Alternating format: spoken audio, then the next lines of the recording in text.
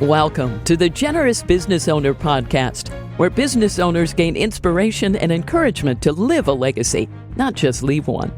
And now your hosts, Jeff Thomas, Alan Barnhart, and Jeff Rutt.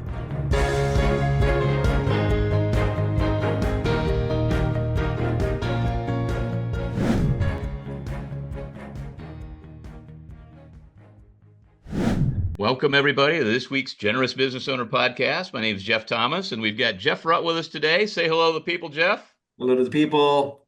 And we have a very special guest with us today, Zac Bauermaster, who is an educator and author who's written a really cool book recently that you're going to want to check out called Lemonade, Spreading Kindness One Cup at a Time. We'll get into all of that and more, but let's start it off, Jeff, by seeing where Zac grew up.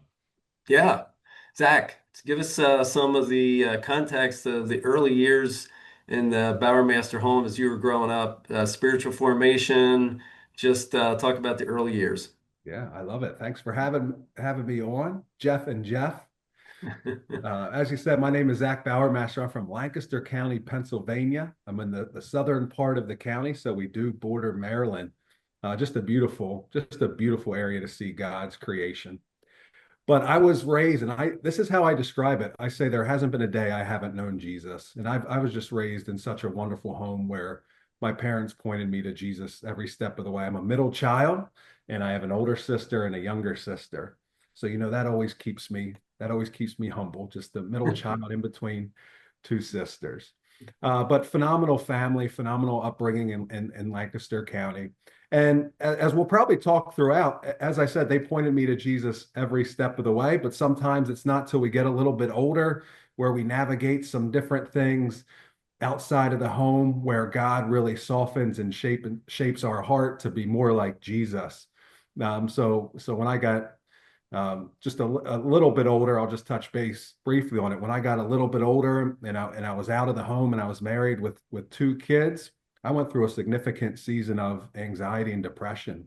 And it was a time that it just felt awful, where, I couldn't sleep at night. I couldn't eat. I was really checking my heart rate. I was going to the doctors to see if anything was wrong with me, but everything was okay. And I found out I was battling anxiety and depression. And I'm just so thankful for God's grace in that time in my life, where I had that backbone of the word and prayer and community that my family had. But it was just a great reminder to go into that as God, as I said, soften and shapes our heart for what is to come. So sometimes we go through those growing pains and those difficulties, whether it's in our jobs, in our businesses, in our personal life, but God is really using those times to prepare us, not only for what's ahead in our life on earth, but that eternal view with Jesus and eternity in mind. Yeah. Wow. That's a lot. Thank you for sharing that and your vulnerability, Zac. Talk a little bit about education, your sports, some of how you met Carly. I think there's some fun stories there. Whatever you want to share. Yeah, so I grew up playing baseball and basketball. I love sports. I think sports shaped me so much with life, just thinking about next play. When things go well, next play. When things don't go so well, next play. It's just so important for life. Mm-hmm. I love Isaiah 26:3, but he will keep in perfect peace whose mind is steadfast because he trusts in you. So just that sports taught me that to be stable and be stable for the family. But love playing sports. Actually, we have two middle schools where I'm from, and my wife went to the other middle school, and then we didn't meet until 9th grade, and we had two classes together. So we had Spanish and English. Her Spanish name was Carlota, and mine was Felipe. So I fell in love with Carlota 9th grade year, but I asked her out junior year. So we were in 11th grade. So we were high school sweethearts. And that was actually 2003. And now we've actually been married. It'll be 15 years in June. But my wife, Carly, is my best friend. And God knew I certainly needed her. I couldn't do much. My neighbor told me one time, I read your book and I realized something. You'd fall flat on your face without your wife. Yeah. And I said, you're exactly right. So it was great to meet her early on. Loved playing sports. I was in a great Bible study with my parents. My parents were in a Bible study with Jeff and Sue Rutt. And just when you think about community, as you go up now, they weren't blood family, but community that you walk alongside. And I just really appreciate the Root family and all those families that are part of that Bible study that we continue to stay connected with through life. Mm. Yeah, well, Zach, you've written a couple books now, three, I think, at least, and then you just are publishing another devotional. Talk a little bit about uh, what led you to start writing, and then I'm going to let Jeff dive in with some more questions. Yeah. So I really fell in love with writing as I talked about that season of anxiety and depression. I really turned to the word and prayer, but I also turned to journaling. And I think of David and I think of the Psalms just really pouring out his heart to God. So I would really recommend journaling. I don't know if there's many journalers out there, but journaling is such a great way to meditate on the word. It's also a great way. It's such a good spiritual discipline that you can look back and it really almost shows your heart, like where's Mhm. your heart and how God is working in and through your heart. So I was journaling, but then I was also I loved leadership podcasts and I love leadership books. And as I just listened to them all, I thought, hey, those books are great and they really inform, but the Bible's what transforms. So the Bible's what'll transform the heart.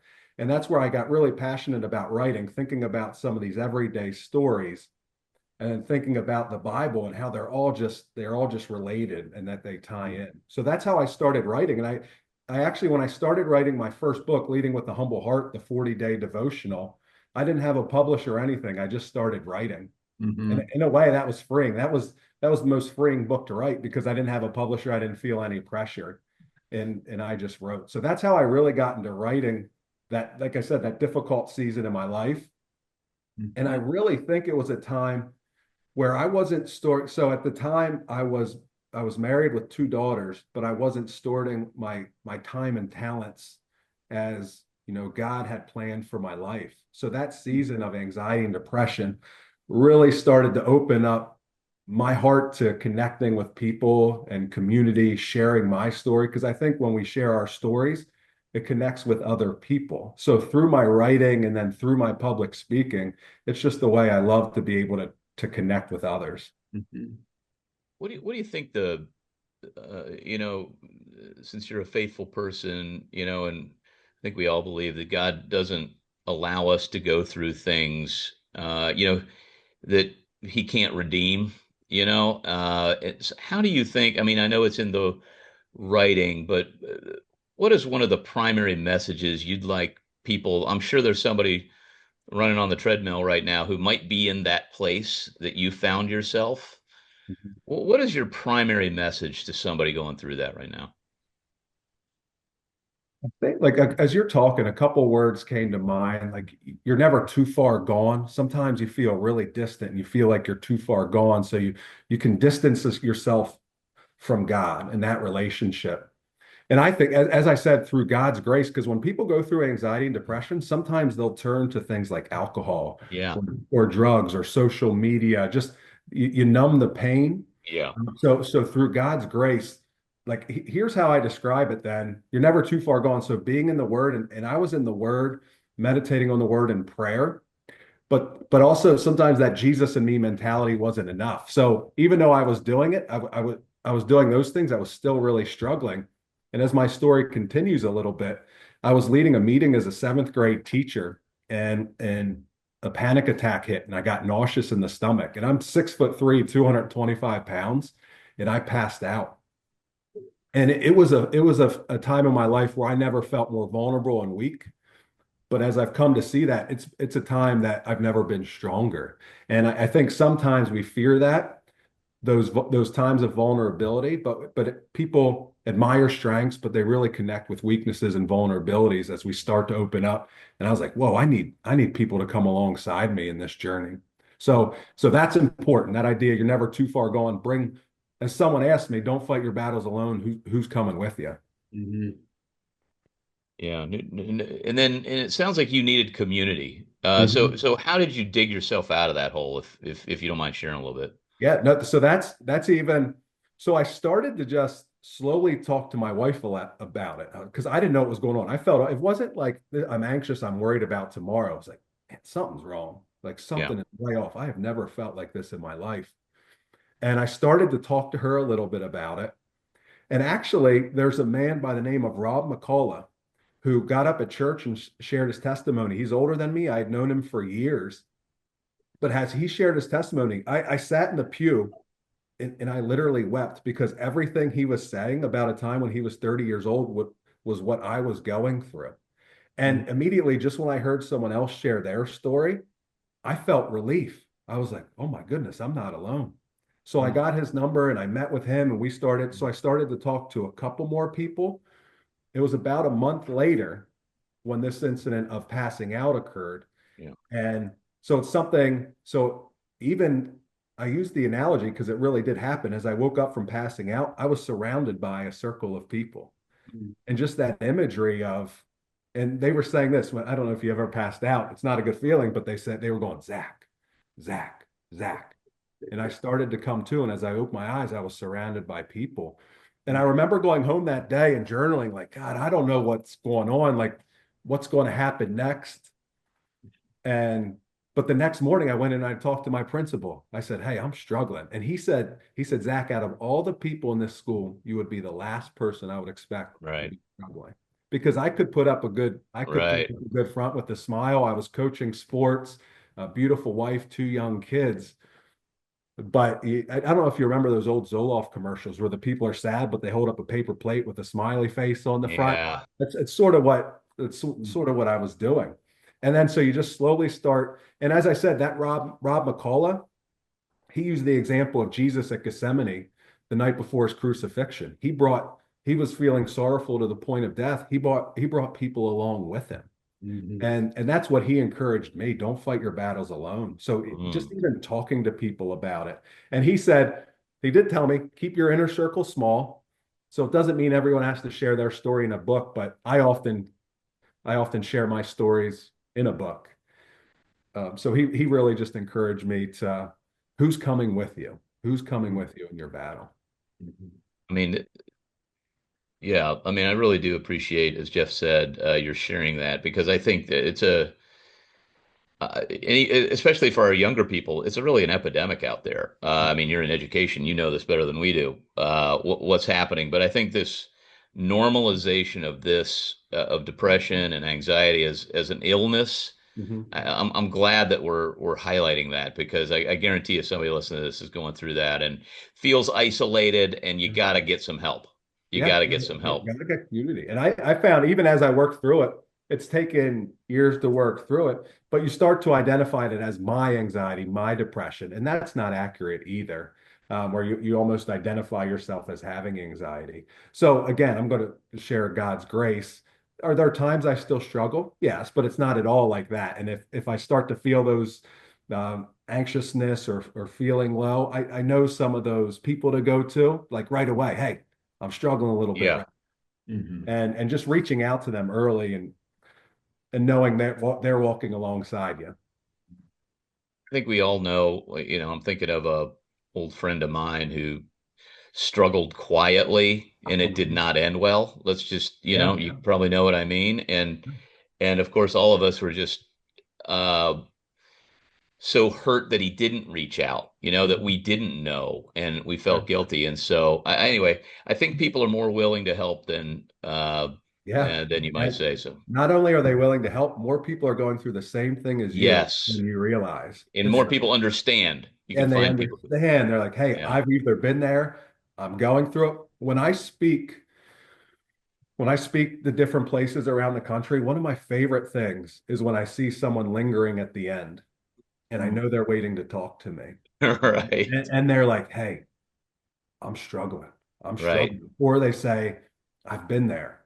Yeah. I've been there. There was this one guy, 6'10". He sat in the back, and at the end, he came up, just tower. As I said, I'm 6'3". He just towered over me, and he shook my hand. My hand sunk into his big hand, and he just said, "I've been there. Like I've Yeah. been there." And he shared the next day he was going to share some of his experience and build up with some middle school teenage boys. Mm. And so he had been there, and now he was going to use his gifts and stored his gifts and time well that season with those boys now in the middle school level. So it's just amazing to see how God uses our stories to impact other stories. Yeah. Well, yeah, you've got this. You were talking about the journaling helping, kind of processing these things with God, if you will, and then also the community. So maybe pull that string for us. You start doing this, you get the first book out. What was kind of the concept, and maybe what's the string through all of your books, and maybe we can catch up with maybe the current one. Yeah, so personal, a lot of personal stories, a lot of personal experiences, whether it's a quote. I try to use a combination of my vulnerability, but also humor, where just very, very lighthearted as well, but then always pointing back to scripture. So that's really where Humble Heart came from. And it's a 40-day devotional. The reason I wrote 40 day is how much we see the number 40 in the Bible, where God Yeah. uses seasons of 40 years or 40 days of testing and trials that shape us. So just, and I find people, and you might find this in the podcast world, people don't like things really long right now. They don't want a podcast that's an hour and a half. They don't want a book that's too long. They like those bite-sized chunks that they can work through. So I think that's what I thought about in meeting people where they are. And then the Leading with People, my second book, that really is based around the story that I'm sharing here today, and that battle with anxiety, but how I realized how much I needed people in my life. And that's the word with, accompanied by. Yeah.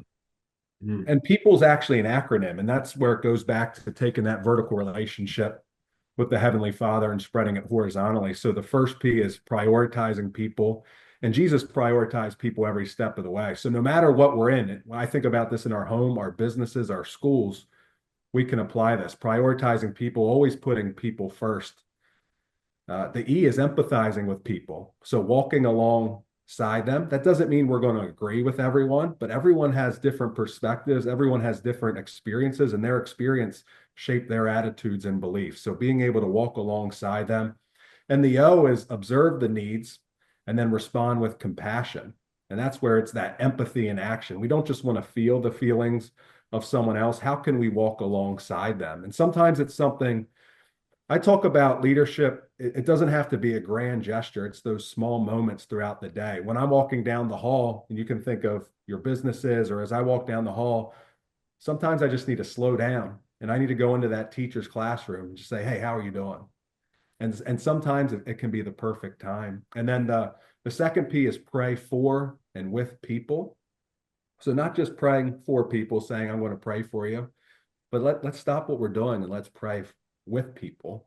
And the L is love people. And we know Bob Goff's book, Love Does. Love is a verb, it's action. So loving people. And then the last one is E, and that's encouraging people. And that's really that idea of being salt and light in the word. And I think of my life word as encourage.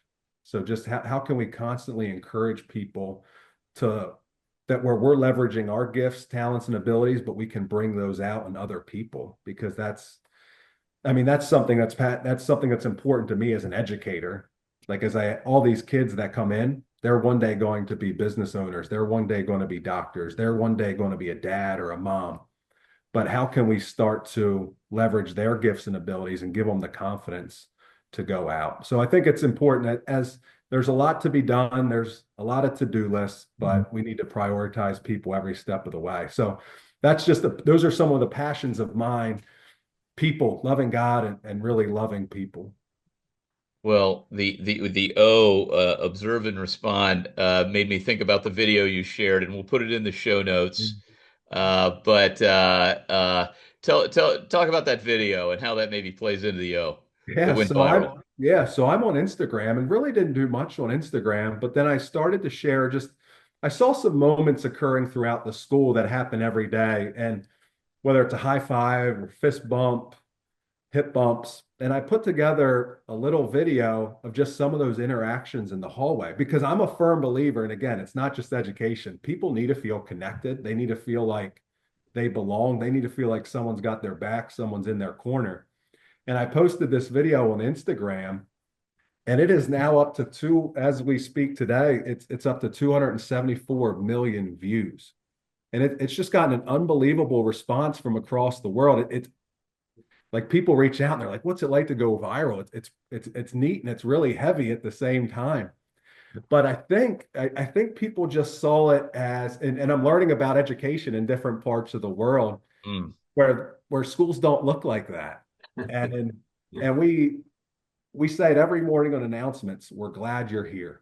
And we want people to know that we're glad that they are at school. And I think we can take that into we want to do the same thing in our homes. I want my kids to know I'm glad they're here. I want my wife to know that no matter where we are, whether I'm coaching, whether it's in our businesses, just knowing people are glad that they're there. And so it's been tremendous. 275, almost 275 million views. And then it's been neat because then, of course, with that came people wanting to see more of what I Right. have to They want to say. see more. Right. Yeah, they want to see more. So the one night I had probably 33,000 followers, which is good, but it's quickly approaching 500,000. So it's been unreal. But and again, I think it's some of those little things though. It's like, hey, this is just about connecting. This is a high five and this is a fist bump. But it's those little things that don't take much, but they can change the trajectory of someone's day. Hmm. I think you've hit a chord here with this thing. You're talking about the positivity Yeah, is needed. There's so much sort of negative news that sort of tears us apart, and that's kind of yeah, this is just who doesn't like a high five from yeah. a little Well, that's kid, man? I yeah. mean, it's Well, just that's what's been neat because I mean, you have the Daily Mail picked it up. You have all these right, different places where there's all this news, all this news, all this right. news. And then it's boom, this video's right in the middle of it. Yeah, And people have really enjoyed it. So that's been an encouragement. That's breaks been the really, negative really pattern. encouraging. Yeah. Breaks the negative pattern and shows a Yeah. positive one, and we're Yeah. drawn to that. In God's Yeah. image, we're drawn to that positive image. And so take us to your latest book. Tell us about the Lemonade book. Yeah. So Lemonade, it's a book. So Lemonade, and the aid is spelled AID. And I wrote it with my oldest daughter, Olivia. And it was just a really neat process. It's based off a true story where they started a lemonade in the community, a lemonade stand in the community. And what they wanted to do was raise money for themselves so they could buy candy and Sure, slushy. sure. Yeah, they knew what they were doing. But as the story goes, and they realize like, hey, we can do more with this. And so what they started to do was, hey, 10% of the proceeds go to Solanco Neighborhood Ministries.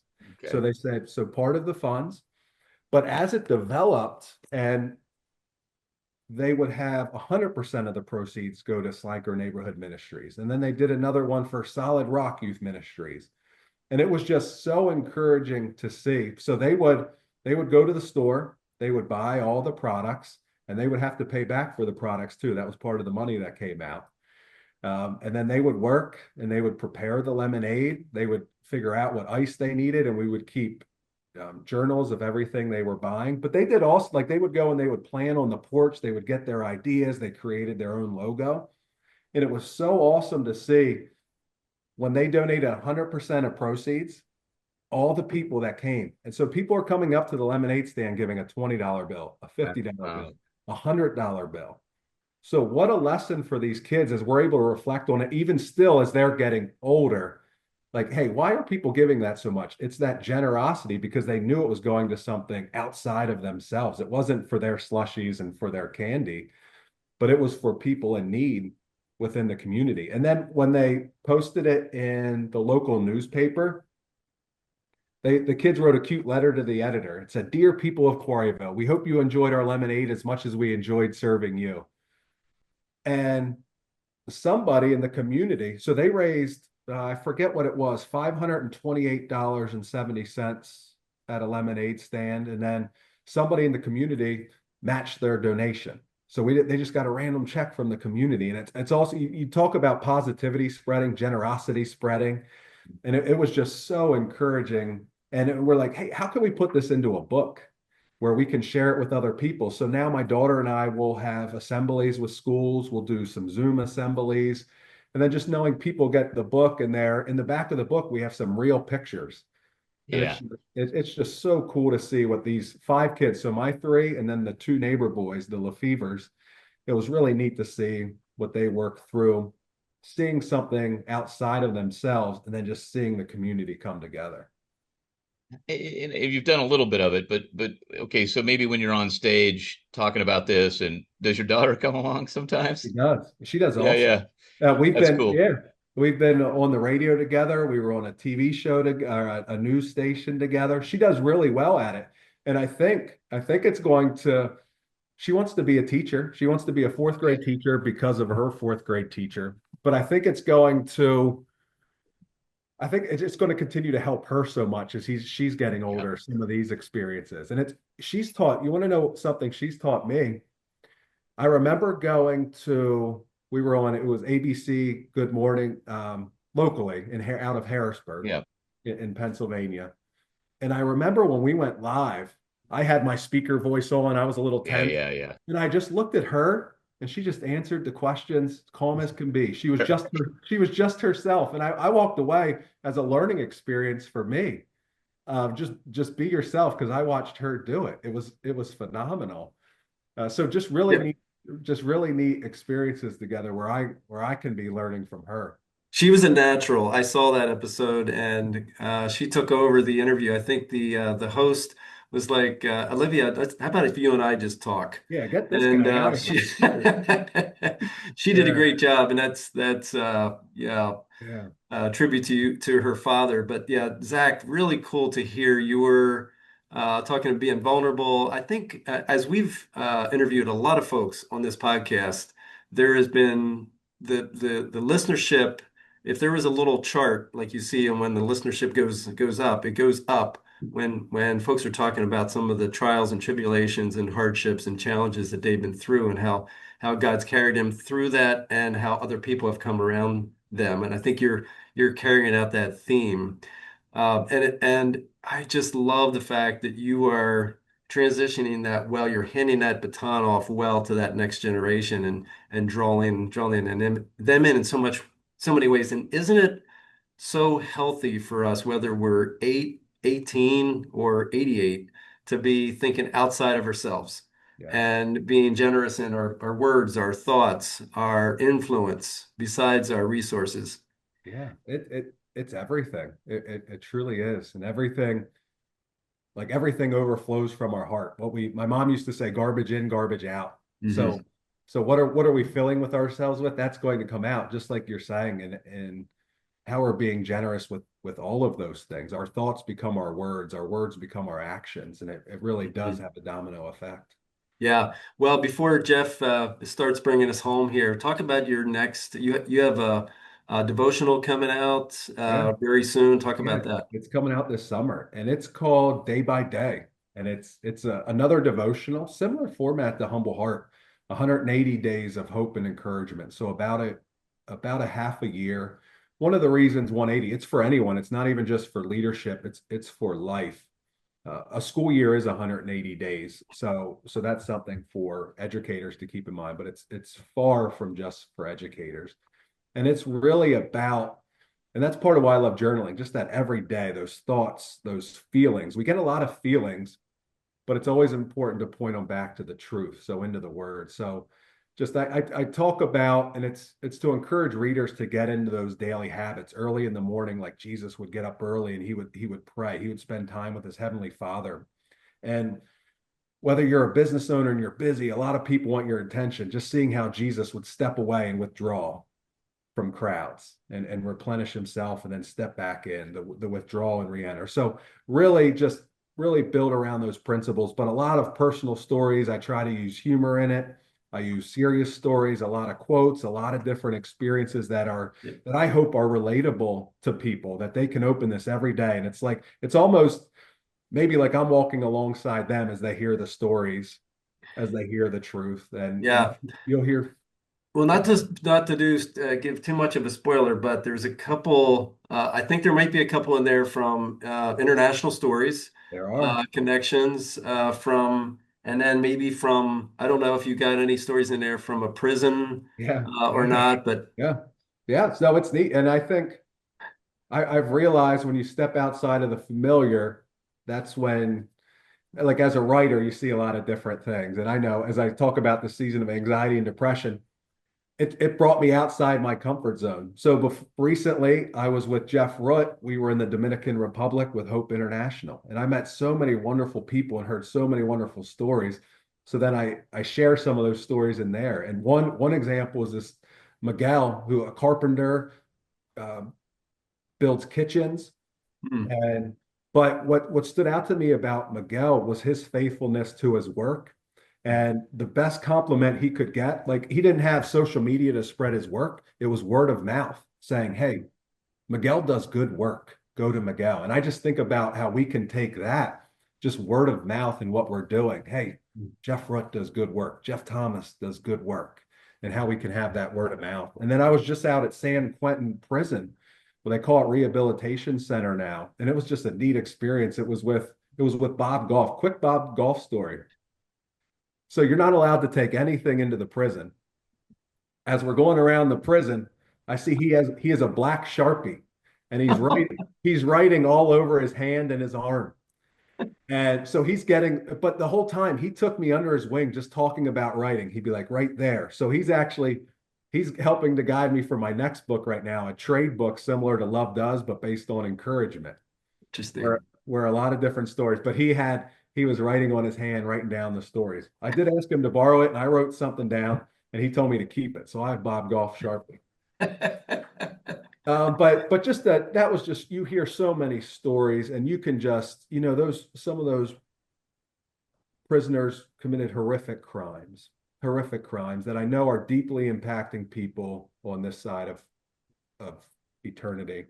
But you can really hear the ones I met with just changed hearts, and God working grace and forgiveness and mercy, and you can just see it in those men.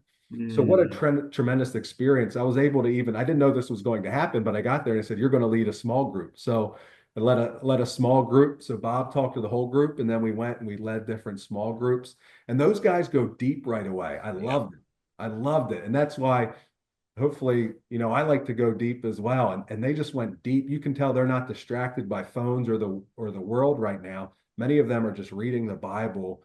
They're doing a lot of reading, they're journaling a lot, and they're ready to just really go deep and think about their story and how God is using it. So in my book, Day by Day, I take some of these experiences and I bring them into devotion form to hopefully use and encourage others. Mhm. Love it. It's a Well, wonder you got out of there with going in with Bob Goff. It's Yeah. where they let you out. Yeah. Well, they even tell Carly said, I'm a little nervous sending you to California with Bob Goff. But I also really enjoyed meeting Jody Luke, who is the director of Love Does now, and she was really neat. She's really trying to connect me with Uganda, going back to San Diego for some different things. But what's really listen to this story. Before you enter the prison, you have to agree that if a prisoner takes you hostage, they're not going to save you. Yeah. Yeah. All right. Okay, we're going in. So hopefully someone else would come to my rescue, but they make you agree that, hey, Did you share your Lead with People book with those people that made you sign that waiver? oh yeah, yeah, here you go. Look, it Uh, says lead with people. I need yeah, people. yeah, we're supposed to help each other out here. Yeah, yeah. yeah, Well, as we sort of move to the end, the question we always ask is just a practical tip for somebody behind you on the journey. So this is the, Generous Business Owner podcast. We've got a lot of business owners listening, and I think you did a great job talking about kind of when you get in a sort of a dark place, how to kind of climb out of that hole. But then you've also done this amazing project with your daughter, and you're an educator, and a lot of the questions we get are around inspiring the next generation in our own families to think about those things. So it could be in either of those categories or both. But what would be just a practical tip that you'd leave before we go? yeah. I would say, like, I always just think about this line. It no matter what you're doing, it's all about people. Just Mm, that line, it's all about people. And I've shared it a couple times, but it begins with the vertical relationship with the Heavenly Father. So we can be filled and that we can overflow to those people in our lives. And I do fall short every day. I fall short every day, but just how important it is to love God and to love people as we think about the greatest commandment and the second greatest commandment. And I really want to encourage people, and I had to go through a lot of conversations with my wife over the years, but don't miss what's inside your home. Don't miss what's inside your home with your family as you chase that business or whatever you're pursuing, because I tend to strive, I tend to go after things. And then I have those moments where I need to take a step back and just really, Mother Teresa says, if you want to change the world, go home and love your family. Like just making sure that, because I see that in education so often where, things aren't right at home, and it really has an impact on the kids and generations to come. So just really taking care of our families. So when I talk about loving people, it's not just out in our work. It's everywhere we are. Mm-hmm. What a great way to wrap it up. I think loving people is clearly what God has on your heart, and it's in all different places, including and maybe starting with the family. Yeah. So Exactly. Just communicating and spending time. Yeah. That's a great place to start. Well, Zac, we can't thank you enough for being with us today. Yeah. Thanks so much. I really appreciate the opportunity. Thank you, Zac. And thank you, Jeff Rutt. And thank you, everybody, for listening. And share it with a friend, subscribe, and we'll see you next week. Thanks for listening to the Generous Business Owner Podcast with Jeff Thomas, Alan Barnhart, and Jeff Rutt. Make sure to follow the podcast so you don't miss an episode. You can find the guest contact information in the show notes. Stay tuned for the next episode.